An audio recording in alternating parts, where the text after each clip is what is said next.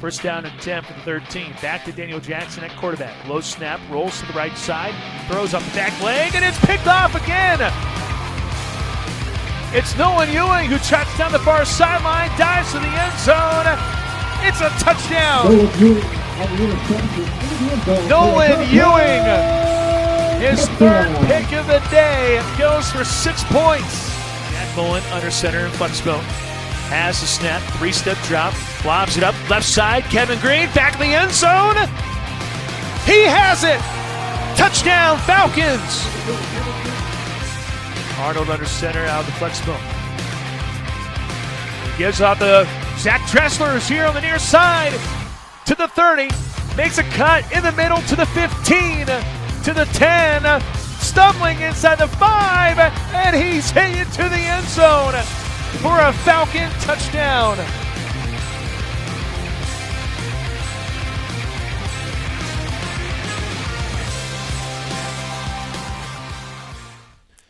What's going on, everyone? Pat Strathman, voice of the Friends Falcons, here with another edition of the Friends Football Show on ESPN Wichita 92.3 FM. We are broadcasting from Walk-On Sports Bistreaux, the place to be. We've been here every single week for the Friends Football Show. We appreciate their support of all things Friends University Athletics. If you are celebrating a post-game type of thing, you should go to Walk-On Sports Bistreaux. They have so many different TVs in this place, and they all have sports on them primarily. And if you're here to watch sports, that's great. I prefer coming here to eat because I don't mess around. Keegan Martin might know a thing or two about that. We'll talk to Keegan about that here in just a little bit. But if you're going to come here, grab some food. It's that sports game day type of food with that southern twist. It's a great place to be. We appreciate Walk-On Sports Bistreaux for their support. Well, the Friends Falcons, they are, 6-1 after a monster win over number 6 Southwestern on Saturday. 35-20 was the final score at Adair Austin Stadium. Up next, another ranked team in the Evangel Valor, the KCAC newcomers. We'll talk about that and so much more here on the Friends Football Show. Head football coach Terry Harrison here on the program, and joining us today is the meanest son of a gun you're going to meet up front, Keegan Martin. I've been waiting to say that all season long on record, and now I got him here on the show, so we'll talk to Keegan throughout the show as well. Coach, well, number 25 in the country now after a upset win over number 6 Southwestern, 35-20. Going into the game, I had a lot of people reach out and go, what do you think is going to happen? And I kind of told them, I don't know, but it should be a great game based on what I see on paper. Turns out it was a good football game, but you guys did so many things right. Your defense in the first half, I felt like really set the tone. Offensively, you're not getting up to 9-10 yards per play like you had been going into the contest, but still a fantastic performance, a big-time statement. You always say it's always a great day to be a big, tough Falcon. Well, there was no bigger day than Saturday with that win at Adair Austin Stadium.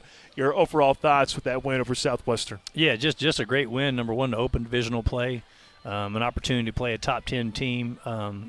We talked about it a little after, but I don't know when the last time maybe that Friends would have had a top 10 win, but that's big, especially against number 6 in the country and a team that's had some postseason success and appearances over the last 3, 4, 5 years. So, man, awesome game for us. It felt, we're a really good team, and so we're playing some really good teams, and there's ranked in our division, all that good stuff, but our kids are absolutely confident. We had a great bye week. We had a great week leading up to that, so not necessarily a surprise to me knowing our kids and our players and all that good stuff, but definitely, given the opportunity, you also have to perform up to your potential, and we were able to do that. And like you mentioned, defense really set the tone earlier. I mean, Southwestern's very, very good. Probably defense would be the strength of their team, so it was kind of, some tough sledding early as our guys kind of got it figured out. But I felt like our kids, I think we mentioned the game was going to be who adjusted better in the middle of the game and at halftime specifically, and I felt like, man, our guys did a great job of that, both kids and coaches. And so it was a lot of fun, big-time win, and really, great way to set the tone for the rest of the divisional play. Yeah, which, this week continues with Evangel. Cavante Baker kicks off the scoring with that 23-yarder. And then at the very end of the half, I'm thinking ideal situation, you force a punt deep in Southwestern's end zone, and I'm thinking, hey, that would be a win. Well, little did I know that a safety would be even better from Barrett Rhodes, a Hayesville kid from campus. So the former Colt coming up, that big safety. Now you didn't add points to it at the tail end of the first half, but to get a safety in the game, how does that not jack you up? I don't care if you're an offensive player, a special teams guy. Whenever you see a safety, you got to get jacked up for that. Yeah, very cool for me. Barrett's obviously one of our guys, and he's done such a great job, and it's so cool to see him, kind of score points on defense. Anytime you do that, that's very cool. But that whole series of events, Cole ended up being National Player of the Week as well and Conference Player of the Week. But for him to punt and down that thing in the one, I think Braylon J, another campus kid, is who downed it, who's our deep snapper right there on the inch line. And Braylon had a nasty hit in the game. Yeah, exactly, man. Awesome. He brought the lumber. Exactly. So that happening to then turning that into a safety when we had the momentum and the way we had the wind in our favor, all those things were big time. And it was really cool for me. We went back and watched some of the film. Excuse me. The 2008 team had their championship reunion this weekend, and those guys were all down there, on the sideline right there, and they were going. So these alumni guys who played 15 years ago and won a conference championship were on the sideline. They're all throwing up the safety sign along with our guys, and I don't know who was more excited, the alumni guys or our players, but I thought that was I don't know, man. I thought that it was just very cool to see that because I got an opportunity to meet those guys before the game, so I don't know, man. Very very cool, a lot of excitement, but especially I guess in special teams and defensive touchdowns or points scored is big time, however you shake it down. Well, you brought up Cole at the very beginning of half number 2. You guys get that turnover off special teams, which was just so huge because you're like, well, if you get a touchdown here, you really put the pressure on. You settle for a field goal, but a 49-yard try is not easy with a win. I know it was primarily coming from the north, so Cole had that. But, boy, when he booted that sucker, that was good for 65, 70 yards. That was a heck of a rocket by Cole. Yeah, he did a great job. And we recruited him and Aiden, all of our kickers. We tell them we're going to kick when we're supposed to kick. There's such a there's a movement now in football, high school and college, to not do that, to go for it all the time. And we don't want to do that. We want to take points when we get them. Certainly want to score touchdowns. 6 points is way cooler than 3. But we believe in our guys. We believe in our, Killian does a great job snapping, and our holder, Braylon's done that some, KG's done that some, Jack does that at break. But those guys do a great job, and they work extremely hard at it. And outside of a situation that requires going for points or trying to score, man, we're going to let those guys do their thing. They work so hard at it, and they're so good at it. So very cool to see, a specialist like that get that opportunity to kick such a long field goal. And, again, I don't know what the longest field goal is. That's a long field goal. That's the longest one I've seen being made in a game. So it was very cool to see that. Very proud of him. And it was very cool because when he kicked it flush, he knew it. I don't even know if he saw it go through the uprights. He knew it was in. So it was very cool. Well, you guys gave up a touchdown shortly after that, but the response of all the plays that happen in the game, there's one play that might be forgotten about by a lot of people, but it shouldn't, and that's the return of Austin Pratt on the bouncing ball, the squib kick. He picks it up and returns it in plus territory. I think about the 36-yard line is where it was. Then you get a 33-yard run by Elias Pino, who that kid just doesn't go down. I don't know how he doesn't go down. I mean, gosh, I'm like waiting for him, like, all right, it's a gain of 20, it's a gain of 15. Oh, no, it's going to be a gain of 33. Gets all the way down to the 2, and then Kavonte Baker goes all Michael Jordan on people and jumps to the end zone. But I feel like a play that will be overlooked is what Austin Pratt was able to do on that kickoff return. But it set you up for big-time success, and to have that response there, that was huge. Yeah, our kick returns, number one, they've done an amazing job all year. I know we're top somewhere in there in that, whatever, in return yardage, but that specifically, like you mentioned, that's the second time, he gave us, a nice little breath of fresh air against Kansas Weston and kind of got us some momentum going when we started that comeback. But then again, to see that happen again this Saturday was awesome. And, no surprise from Pratt, who's been an absolute warrior for us for 2 years now. So it was very cool, and we needed it for sure. And like you mentioned, kind of got us back in the kind of kept us going and got us going there, and we were able to convert. So very cool. For sure. All right, well, I guess I got to ask a couple more things here. Kavonte Baker going to the air a couple different times. A 34-yard beauty to Caden Lee, which I told you after the game, I was like, I felt like KG was wide open. I watched film, like, he was covered up a little bit. Kavonte knows a thing or two about throwing the football. But he bombs it down the field. I know you were Caden Lee doesn't get used. I know the wide receivers just in general don't get used a lot for passes, but Caden came up with a huge snag there for that 34-yarder. And then in the first half, it just shows you the growth of Cavante a little bit. You try this wheel route, the jet cheat 'em. It looked like it was there, but Cavante thought against it for a little bit. He's like, if I throw that, might be a turnover. I might not do that. So then later on, you go to it again. This time it's wide open, and Jet Cheatham gets that 41-yarder to put the dagger in with 3:50 to go. Cavante Baker through the air, 4 for 4. We can talk about his ground game, but 119 yards through the air, a perfect 4 for 4. That's a heck of a job by Cavante. Yeah, he's done such a great job throwing the ball. I mean, all season long, and so.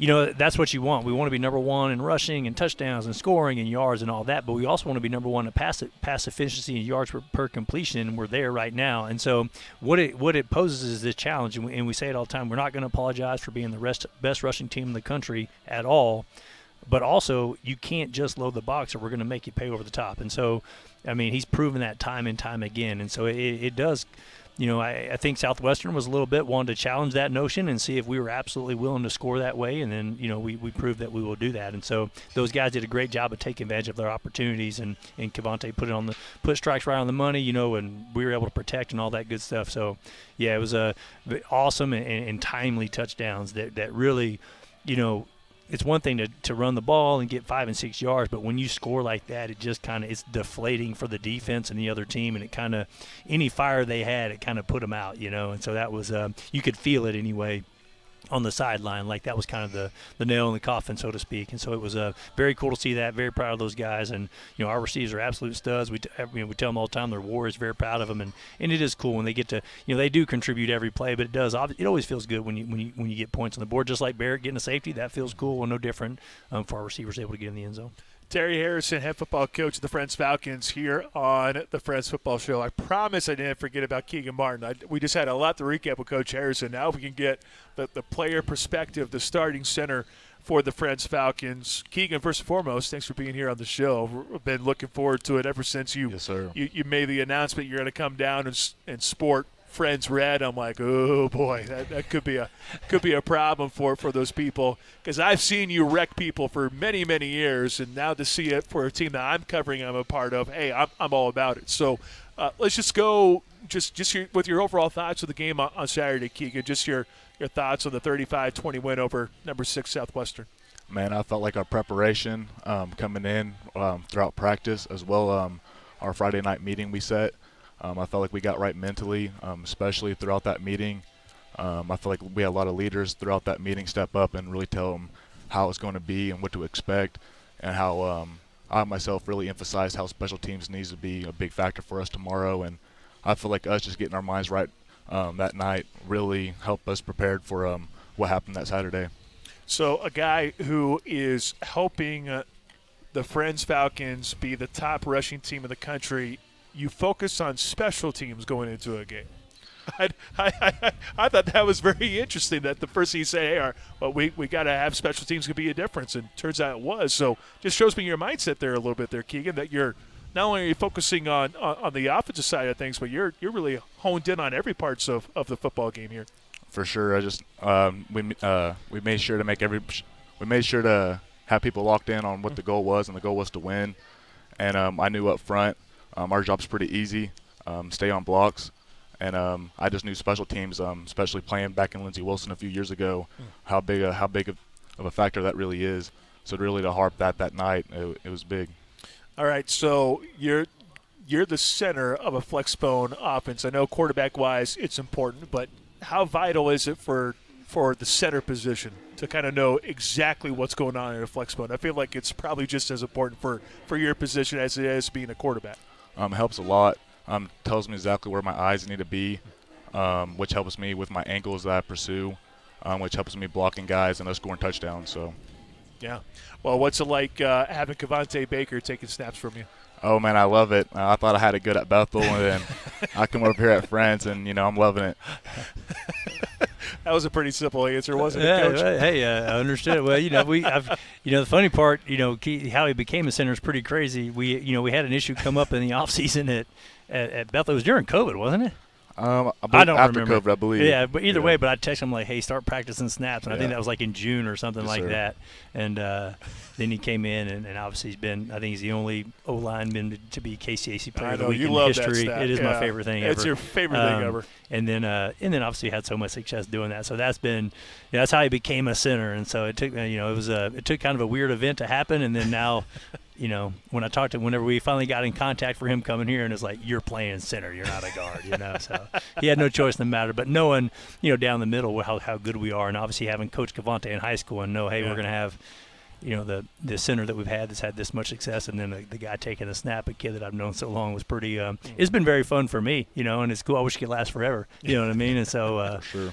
but You sure he doesn't have another 4 years of we're eligibility gonna, lying around? Yeah, I will do all my research, in the here in the next few weeks, whenever to see if we can squeak any more eligibility out for sure. Well, Keegan, I got to ask. You and Trey both come in, and it's kind of a unique situation. You're going into this program, coming from another program, and when you go somewhere else, sometimes it could be met with maybe a little bit of hostility. You just don't know how to handle the situation. But you and Trey, I know I asked Trey the same thing, so I got to ask you the same thing too. When you came down to Friends, what was that like? What was kind of the message to your teammates, and how did it all come together to get to this point? You guys being 6-1 and number 25 in the country. Man, that's a big question. I ask big questions, Yeah, which is why I got to kind of bite it up a little bit more. But Man, no. Just came to Friends. We set up a visit after season. Coach Harrison, he's always been my guy. I've always respected him as a coach, as a person, just someone I looked up to. And to have the opportunity to come play for him again, of course I looked into it, and it turns out it was exactly what I wanted, and the shoe fit, and knowing that I had some friends possibly thinking about coming up here with me, it just made it that more advertising to me. And especially I had some my buddy Kyrie on the O-line from Bethel. He transferred over as well, and just knowing a few guys over here already really helped me just feel comfortable with with the group of guys that was already there, and then they kind of helped me get introduced to everybody else, and everybody else just kind of accepted me with open arms, and that's kind of just led to our success and our team chemistry, just helping us get through those tough times. what makes an offensive line good, in your opinion? Not quitting. Just no quit.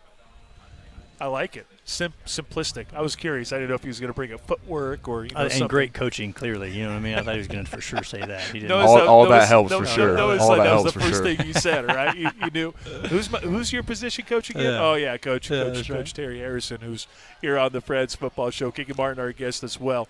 What was your first, whenever Coach Terry Harrison contacted you when you met him for the first time? Do you remember when you met Coach Harrison for the first time? I remember our phone call, and that's that. He said he liked my film. He said he wanted me down here on a visit ASAP, and I was down there the next week. And just showing that someone really cares about you and wants to – he sees your value, that really intrigued me, and, here I am. All right. And you were an 8-man football player, correct? Yes, sir, my senior year. So what's it like going from the 8-man ranks to collegiately 11-man football? Was that a challenge for you He initially? probably doesn't even remember it anymore. And That's been a long time ago. man, I'm sure there was a difference, but looking back at it now, no, not really. Up front, I'm just base blocking, I'm just finding a backer. I really don't pay attention to those other things. Okay. Do you wish that you can carry the rock a little bit? Oh Get man, a couple carries? Are you pleading to Coach Harrison to put you at B-back one of these days? man, he's not going to do it, so I'm not wasting my breath. I tried. to Yeah, get him on I that. That's probably appreciate it, been but- brought up. Yeah. It's Yeah. always like next week. That's the answer. Yeah, next week you can do that. But that's always the answer. You know what I mean? And next week. Well, I mean, Maybe the first week of playoffs. Maybe. There. I should. Yeah, exactly right. Yeah, Guaranteed. gonna really throw some people off. Yeah, no, if that's the case, Coach, what was the first moment like when you saw Keegan Martin's film? Was he always? He's a tenacious guy. Yeah. When you watch him, and you're one of those guys, Keegan, to where if you're not a part of my team, I'm not going to like that player because that guy is going to be in your grill. He's going to knock you to the ground, and you're going to keep bringing it every single time. You're the ultimate person where Understandable. he's great if he's on my team, but if Yeah. I'm going up against him, that guy is going to be so tough to try to slow down and try to get off of. So has he always been on film? Did you see that tenacity? I think for sure. I think and just his personality jives with me. I've got the same little bit of chip on my shoulder on the field, in a way. And so, yeah, he's a good basketball player in high school. I didn't really say that, but he was good. Like his defensive films were just as good. And this was only he got there in 2019. So we had coached in the fall of 2018, and then he got there. He was in our first full recruiting class. So we were just kind of figuring out how to even, we were high school coaches, how to evaluate some film. But his defensive line with film was really good, very violent tackler. And they were doing stuff with him like tight end, H-backy stuff. And so being able to see him play in space.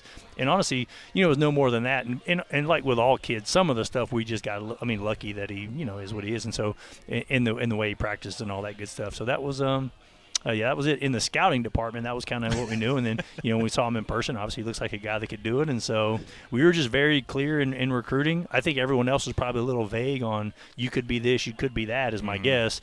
And I was like, nah, you're going to be an offensive lineman, and we're going to be the best rushing team in the country your whole career. And so that was kind of what it was. That's incredible to play a different position. Then you go, all right, you're going to be a center for, for these coming years. Obviously, you're a center this year, but you were originally at Bethel. Were you right tackle, left tackle, or a guard? I'm trying to remember what you were, right? Yeah, because I couldn't remember which one it was because you had so many good linemen over the years. So I got to remember which position you played in. So for the fact that Coach Harrison says, hey, you're going to be this, that's – I would imagine that would scare some people off. But to you, you're like, no, this guy's real. I think I'm going to go there and be that type of player. Yeah, for sure. He gave me the opportunity to get minutes my freshman year, and I look back after that offseason, and I really dived into film, and I was really harsh on myself. And I came out that sophomore year, and I felt like I came back to that more physical player I was in my high school, and I just made sure to be nasty in everything I do, and I think that film translates that. Yeah. Agree. Yeah, and the other, like you talked about, it kind of can scare people, but it attracts the right people. Right. And sure. so, like I said, I think the guys that we've really had success with, and we're seeing some of that now, by the way, with our guys here at Friends, is like when you share the right message and you tell them the truth on what it is, like you get the right ones. And so I don't know if it's luck or just being very clear about what this is going to be, but we're seeing that now in recruiting as well, so it's been very cool. Yeah. Well, I'm just thinking of like the whole attitude up front as well. If you're setting the tone of, hey, this is what happens and you block to the whistle, surely that permeates and goes to the other guys, right? I mean, surely it would be. Not like offensive line last year. You had a lot of good offensive linemen last year, Coach, and I think you and I talked about the type of strides that they made last year. But then you throw in Keegan into the mix, and a guy who's got All-America to his name in a couple different years, and all of a sudden things change a little bit up front, I would argue. Yeah, I think so. Those guys, well, there's a culture right now on our offensive line of just they're physical, and they play in a very violent manner. So offensive line's a very unique position and across all of team sports that you get to do things that'll get you expelled from school, and you get to do that within the rules. Obviously, you get to do those things, and I think they've embraced probably that violent brand of football to where it's not illegal. It's encouraged, but it's violence, and that's kind of what we want our guys to play that way, and it leads to all of our success. And I think they've done a really good job of that. And honestly, talking about Keegan and even Trey, it's exactly what we'd have hoped. And Kyrie to some extent, we have a great, very deep offensive line, but exactly what we hoped whenever they reached out about, hey, possibly grad transferring over. Man, it was just I knew exactly what that would look like for our program and how they would change our program, because I've seen them do it at another program, and then it was not that it's not that we have bad players or we didn't have that necessarily, but when you have kids that come in and just know how to practice, what it looks like, how to be leaders, all that good stuff. You've seen everybody's level raise on our team, and a lot of that's because of these guys and the success they've had. And it's really funny. Like it's not I don't think Keegan's special necessarily outside of his mindset. He's the same height, the same weight as so many guys across the country. What makes him different is his mindset and the way he plays, and we can all choose to do that. And so for him to be able to, for other guys on our team to be able to see that, and Trey and all these guys, whoever, I think that's what's been program changing and why you see such instant, flip as far as success on the field. Well said. I got to ask Keegan, as violent as you are, I feel like you got to balance it out. So, what, are you a fan of rom-coms or something on the side? What's something about Keegan Martin that we don't know about? We know how tenacious you are. Are you a piano player? Like, Man, nothing on the calm side really. I really love comedy. I always tune in on this Kill Tony every Monday on YouTube. I really enjoy that. But Not approved. yeah, not approved. Not approved. All right, big comedian guy. Okay. Yeah. I was going to say, you got to balance it out. I mean, as tenacious as you are, you got to balance it out every so often. It's like everyone comes up, like, you watch sports 24/7. I'm like, yeah, but I have a wife who's more artistic. That helps me. It kind of balances me out a little bit, just the way it goes. So I figured I'd ask that question. I was hoping he'd say that he was, like, really into, like, reality shows or something, you know. He might be. He knows better than soap saying in front of me. operas. Yeah. He's probably a big soap opera guy. We're just going to paint that picture. Keegan Martin, big fan of soap operas. classical music. Yeah, His dad would not let him do that. So, you know what I mean? I know that for sure. for sure. So, not acceptable in the Martin house. And not acceptable in the Martin house. All right, Coach Harrison. Well, let's talk about this upcoming game against Evangel. You're facing the KCAC newcomers in the Valor, who are undefeated. They're 7-0. You're going to have to make the long trek out the Springfield, Missouri. And the thing is, you're coming out this big win. Well, now you have to go on the road. For starters, that in itself is going to be a challenge. You're going to a place you've never been before. That in itself isn't a challenge. Now you're playing a team that you've never seen before. That is in itself a challenge, which can present all these different things, all these different layers. With the other teams in the conference, you kind of know what you're getting. With Evangel, when they're brand new, it's like you're almost having to scout. There's just this. It's almost like playoff football. Yeah, is probably how I would kind of throw it out there. Now it's a little bit different because Evangel is playing the same teams as you are, so that's kind of the advantage there. But it's almost like playoff football in a way. So your thoughts on Evangel? I know they had success in the Heart last year. Had a feeling they would be successful in the first year in the conference. We have seen that to this point. They have a wide receiver who I believe was an All-American last year. They have a tailback who looks pretty punishing. On the defensive side, they look pretty darn good defensively. So your thoughts on Evangel and the challenges that they present? Yeah, well, you know, first of all, like you mentioned, it is exactly like a playoff game. It is really, you know, we've been in those and coached in those, and I've played a bunch of non-conference games where we had to travel. And so it feels exactly like that, you know, a lot of unknown as far as facility and just, you know, when we go to Southwestern or go to Bethel, you know, very comfortable there. We've played in those stadiums a bunch, you know. So that is a unique challenge. Playing a team, we have no idea what, you know, we don't know their coaches well. I mean, just through meetings, but have not been on the field with them. So that's definitely a challenge. And then obviously traveling, you know, I'm excited about that. I love those. I love travel games. They're fun. So I think that's actually an advantage rather than a disadvantage as far as that goes. But yeah, I mean, they're clearly the best team we will have played all year. I mean, they're undefeated. The coaches have them ranked number 13 or something like that. Yeah. And so, man, clearly very, very talented. Man, watching film, they look very, very good on defense. Like, it's going to be a really tough challenge for us. Offensively, they have that receiver you mentioned. So, you know, are we going to be able to defend that or not? That's kind of the question. And so, and like you mentioned, coming off a big win, I think, you know, a lot of people would call it a trap game. Maybe not trap because they're ranked, but just this idea of coming off an emotional win. How do you bounce back? And, you know, I think that could be a problem for some teams, but I do know our guys. I mean, we have a bunch of tough guys right now and a bunch of warriors who have a chip on their shoulder. And, you know, I think more than anything that win against Southwestern and, you know, all the things we've had leading up to this, our guys are really hungry, and I don't think we're going to overlook them, you know, by any means. I think our guys are going to give this thing our best shot. And, you know, we tell the guys, I think I mentioned it here before, look, if they're better than us and we're just not quite ready yet to beat, you know, them at number 13, then that's okay. But I do know our guys are going to prepare really, really stinking hard.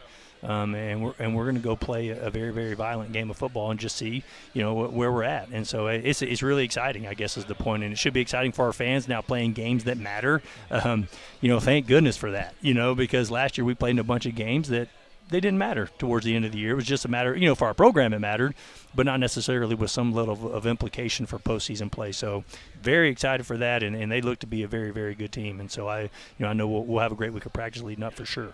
Well, looking forward to it. Keegan, Coach, thank you so much for your time here today. Best of luck. Yes, sir. Thank you. Thank you. Absolutely. Terry Harrison, head football coach of the Friends Falcons, and Keegan Martin here on the Friends Football Show. Friends going to Springfield, Missouri to take on the Evangel Valor. Kickoff is slated for 3 o'clock on Saturday. It's 7-0, number 13 Evangel versus 6-1 in number 25 Friends. Friends coming off that big win over number 6 Southwestern, 35-20. Hopefully they can keep things rolling as they hit the road for the next 2 weeks. The next game at Air Austin Stadium actually takes place in November 4th, and it's actually not going to be at Air Austin Stadium. It's going to be at Riverfront Stadium, home of the Wichita Wind Surge. So it'll be kind of a unique thing the next 3 weeks, but sit back and enjoy it. Speaking of enjoying, if you want to sit back and enjoy some football, baseball, whatever it might be, well, go to Walk On Sports Bistreaux. You can come here, sit back and relax and enjoy some wonderful food with that Southern twist. Walk On Sports Bistreaux, the proud home of the Friends Football Show. We appreciate their support of Friends University Athletics. Well, on behalf of Coach Harrison and Keegan Martin, I'm Pat Strathman saying so long from Walk On Sports Bistreaux. If you want to be a part of the show, we had a couple people here on hand to watch us today, which was fantastic. So if you want to be like those individuals, you can come on out on Mondays at 5 o'clock, and you can always catch it on ESPN Wichita at 6 o'clock. Thanks for watching and listening, and we'll see you again next week here for the Friends Football Show.